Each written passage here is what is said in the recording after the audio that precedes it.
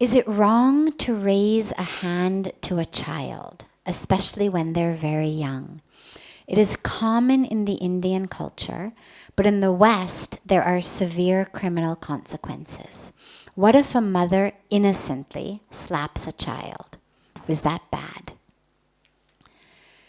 There are a lot of differences between Indian culture and Western culture. And as someone who came from the West and has embraced and been embraced by Indian culture, I'm always very, very careful and very hesitant about value judgments, about good, bad, better, not better. But in this case, I'm going to make a judgment. It is wrong to hit children for any reason, at any age. And I say that not as someone from the West of Western culture, but as someone who has spent a lot of years studying child development. And what we know is it doesn't work. Why do we do it? Let's look at why we do it first. We do it to discipline. We think I have no other option. I had to put this child in line.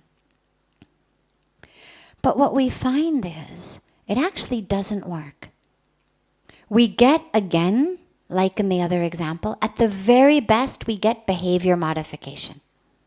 I better fold up my clothes or mom is going to hit me. I better not leave my jacket on the floor or I'm going to get hit. I better do the dishes or I'm going to get hit. Better not talk back or I'm going to get hit. So we get behavior modification. But what our world needs today, much more than obedient children, are awake children, are courageous children, are open children, are connected children, grounded children. That's what we need for our world.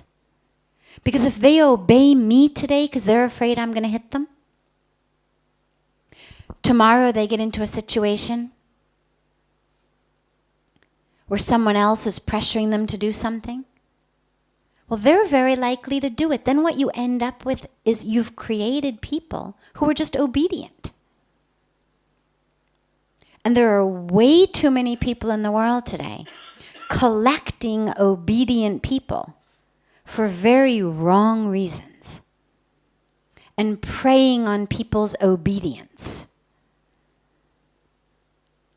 We don't need more obedient people.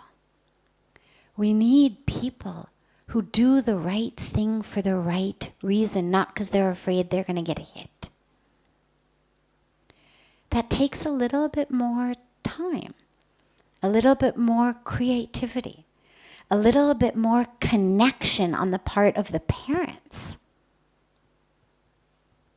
It's a lot easier to just slap a kid. Yeah, they'll shut up. It's a lot harder to sit down with them and understand what is the root of their screaming. What is the root of their behavior? It takes a lot more time, a lot more creativity, and it requires parents to be prepared to go there with their children, to be open, to be honest. But that's what our world needs. Because when they are connected to themselves, to God, to the universe, they're going to do the right thing anyway. But they're not going to do it because they're afraid of being hit. And it may not be your right thing. It may not be according to your agenda as parents. But it will be what our world needs. Because your agenda is based on how your parents raised you. So by the time you get around to raising your children, that agenda is already a few decades old. Our world is in a different place.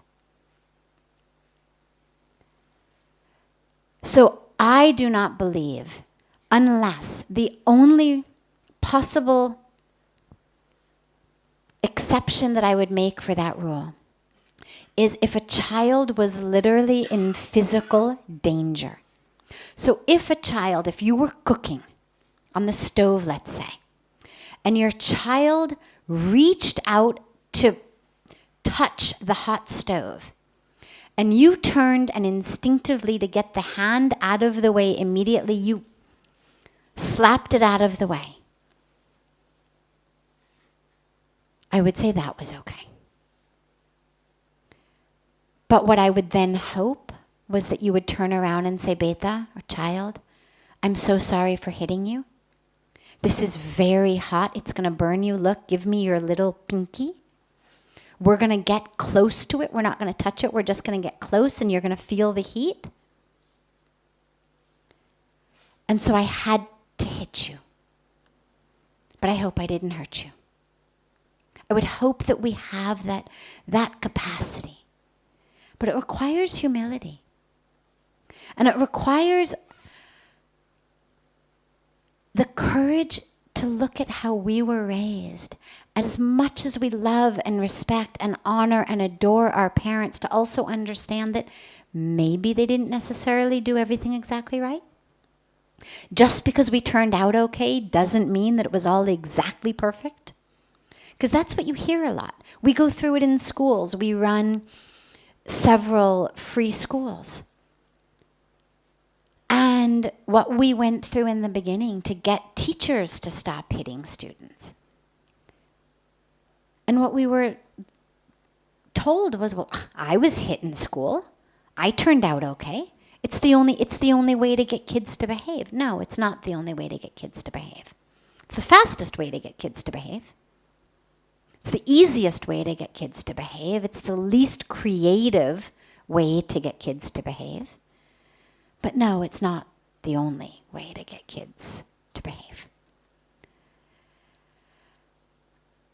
And so we always, whether we're parents or whether we're teachers, to me, there is never an excuse, again, other than as the only option to prevent a child from harming themselves worse.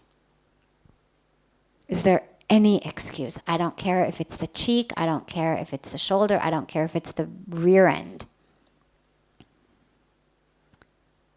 There are other ways of teaching our children. But we have to be prepared to spend the time, to have the creativity, to be open, to go there with the children, rather than, I've got to catch my TV show. And then what you will find is we will raise children who are courageous, who aren't afraid that if I don't follow orders, I'm going to get hit. We raise children who are open, who know that from the time I was young, people listened. And they respected me. They explained things. They didn't just tell me, sit down and shut up or I'm going to beat you. I was given from childhood a sense of myself, which means I'm going to be someone who's going to move through the world with the awareness that, yeah, I can make a difference. Yeah, I have something to say. Yeah, it matters. Yeah, I'm of value. Not just when I'm obedient. And this is what our world needs today. Are courageous, open leaders